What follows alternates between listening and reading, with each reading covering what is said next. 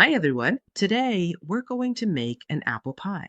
I learned this recipe from my grandmother, and I can guarantee you it's going to be delicious. But the difference between my grandmother's apple pie and mine is that hers was beautiful too. I'll admit to you that I don't like baking, but I really, really love cooking. By the time I was 6 or 7 years old, I was already cooking on my own, but somehow baking is just too precise a process for me. It requires dexterity. If you leave something out or add too much of something when baking, the cake just won't turn out right. That's why I love this recipe, because here it doesn't matter if you add a little more sugar or a bit less of something else, the taste will basically be the same. And as you'll see, I'm not concerned with how it looks. I'm all about the taste. Even if I tried to make the cake look beautiful, it just wouldn't happen because somehow I'm simply incapable of making pretty cakes. But I guess I'm not the only one like this. That's why I think anyone who was blessed by God with dexterity and not just a love for the kitchen like me will have a good laugh at this. In the meantime, you've seen the ingredients, but as you're used to, the recipe will be at the end of the video, and it will also be below the video. So let's get started with the baking. I'm putting the 1 kilo of flour into this bowl, the mixing bowl. I always like to set aside about 3 or 4 tablespoons of it, which I'll use under the dough when rolling it out. And if you listen to me, you'll choose the easier way, not the one I'm about to show you now, because I was silly enough to pour all the remaining flour into the bowl just to show you. It's much simpler if you pour all of it into the large mixing bowl and then take out 3 or 4 tablespoons of flour, or just pour in the whole kilo. And if you still have some flour at home, you can use another 3 or 4 tablespoons for dusting when you roll out the dough. I'm going to take 2 eggs, and soon I'll add them to the flour as well. Of course, if I weren't filming this video, I would have added them to the flour right away. But as you can see, I'm alone, filming by myself, so it's harder to record while using both my hands and also holding the camera. Now come the 2 packets of vanilla sugar, which I also poured into the flour all at once. You can actually add more or less vanilla sugar, as you prefer. Lemon zest. From this, I added about a heaping tablespoon, but to be honest, I usually use fresh lemon zest. I always have it at home, and I think this was the first time in years that I didn't use it. Now comes the cinnamon. What makes this dough incredibly delicious is the cinnamon in it. You can leave it out if you don't like it or don't want it to be so cinnamony, but for 1 kilo of flour, I usually add a whole packet of cinnamon without hesitation. If you want, you can also add cloves or a bit of ginger, but I usually just add cinnamon. Next comes the margarine. For 1 kilo of flour, I usually add 2 blocks of margarine, which is 500 grams. So that's 1 block of margarine for every half kilo of flour. I took it out of the fridge a few hours earlier and let it come to room temperature. I cut it up, it doesn't matter how, since the machine will mix it all together anyway, and I add it to the flour. And then the first mixing can begin. If you don't have a machine, you can mix it by hand as well. I did this by hand for decades. It's hard work because at first the dough is very dry until the margarine melts into it, and then it becomes a really nice soft dough. It actually takes a good half hour to knead it by hand. Now comes the milk, which I'm going to add to the dough. It's also hard to say exactly how much you need. I added 2 deciliters now, but later I had to add another 2 deciliters because the dough was very dry. You'll see what kind of consistency you need to achieve with this dough. The main thing is that you end up with a dough that's easy to roll out but doesn't tear. Yes, after that, I saw that it needed a little more milk, so I added some, and since the dough comes together very quickly, I started preparing the apples in the machine in the meantime. So we've grated the apples. This was actually 4 kilos of apples, and you have to start squeezing out the excess juice because the liquid would soak our dough. It's definitely a tedious task, and you need some strength for it. It's really helpful if there's a man at home with bigger hands, since he can apply more force. Well, I was home alone this time. Of course, you'll see for yourselves what your apples are like. If your apples are extremely juicy, you'll need to repeat this process 2 or 3 times. As you can see, I actually ended up with a liter of apple juice, which the kids drank afterwards with the greatest joy. Of course, I strained it and then gave it to them chilled. They absolutely loved it. Our dough is coming together, but as you saw, there were still some larger pieces of margarine in it, so I'm going to keep mixing it a little longer. By the way, the machine will do this for you in about 5 or 6 minutes. And here is the final result. This is how the dough should look. And as I take it out, you can see that it's a soft, fluffy, slightly sticky dough, which will be very, very easy to roll out.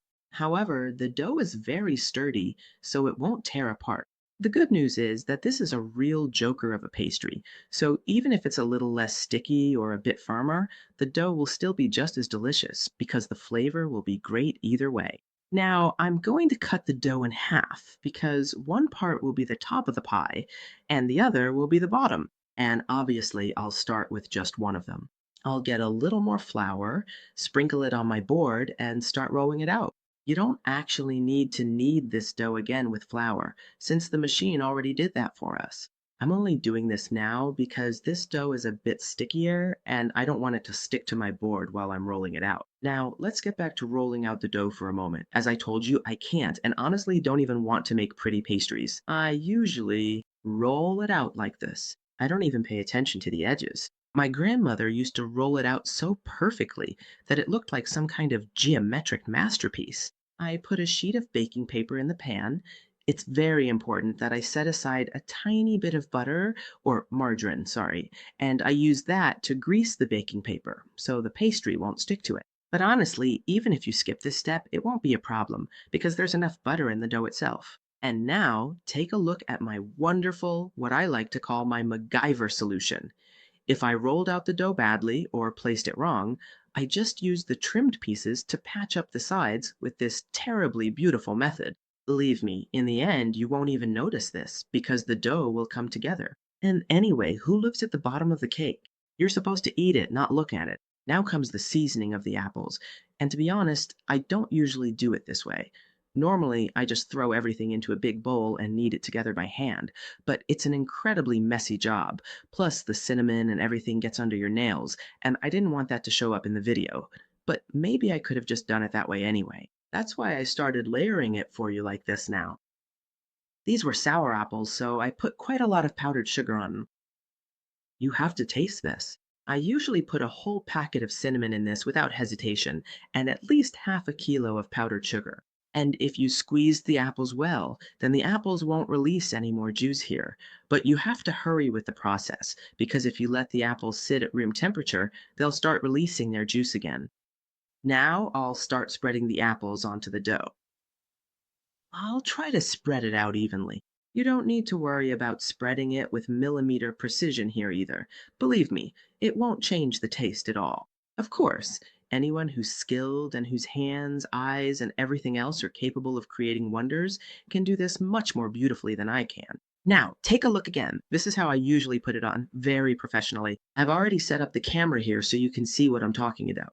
Since the dough turned out to be very high quality, as you can see, I can stretch it and extend it so that it reaches the edge of the baking tray without tearing. If yours happens to tear, that's not a problem either. Just take the torn piece and patch it wherever you can, just like I'm doing it.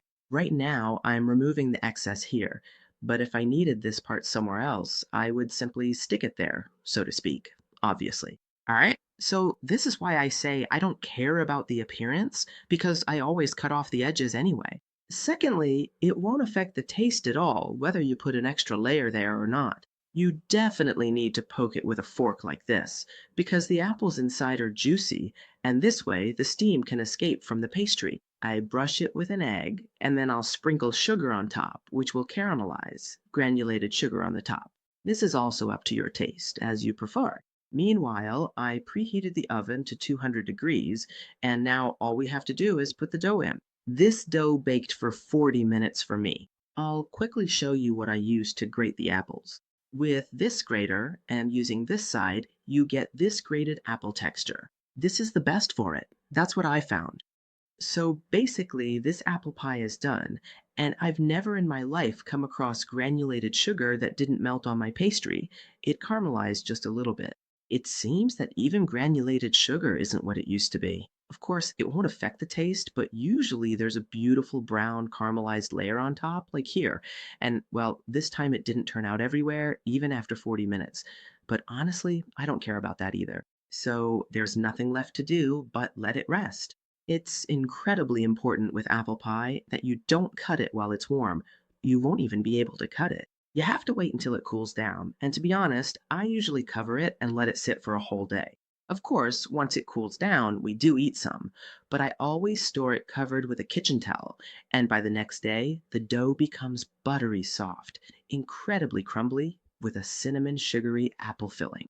This is for me one of the most delicious desserts in the world. Just look at how incredibly easy it is to cut and how unbelievably delicious it is. Well, this apple pie never lasts more than a day in our house. I also make sour cherry pie sometimes, but this one is just unbelievably good. I really hope you'll try it, and I really hope you'll like it too. You see, there's the kitchen towel I usually cover it with, and that's how it turns out so beautiful and delicious. So this is a recipe you can customize. If you put in 6 kilos of apples, the cake will simply be taller because there will be more apples in it. Just don't put in much less because then it won't have any flavor. So I hope you'll try it freely and boldly, and I'm really curious to hear your opinions. Here's the recipe. You'll also find it at the bottom of the video. And of course, the most important thing, please subscribe to the channel. And I'll see you soon with the next video. Just saying, I made Jokai Beansit.